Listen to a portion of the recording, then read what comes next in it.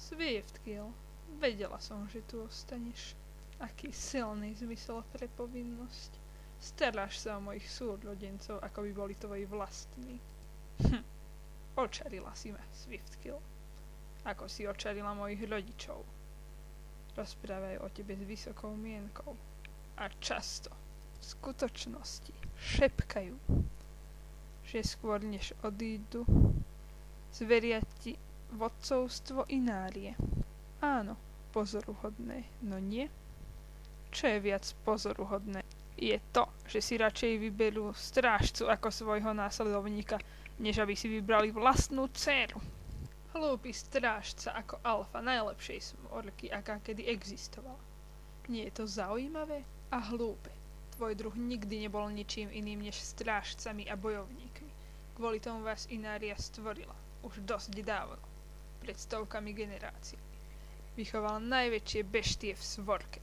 Možno ste silní, ale vaše mysle nie. Ste iba od toho, aby ste nám slúžili. Nie nás viedli. Vaidwin a Greyback mi povedali, že nemám značenia vodcu, ale mýlili sa.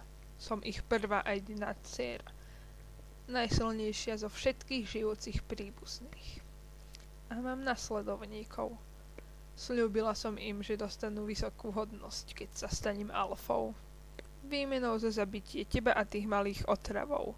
Keď budete všetci mŕtvi, rodičia nebudú mať inú možnosť, než ma menovať ich právoplatnou dedičkou. Zabite ju. A prečo nie? Vonkoncom sú to moji príbuzní. Ja im neoblížim. Veľmi.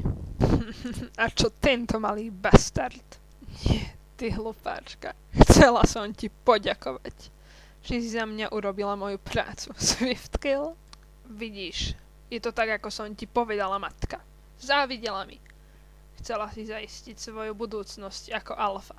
A pozri, čo mi spravila, keď som skúšala chrániť svojich bezmocných bratov. Má moje uši.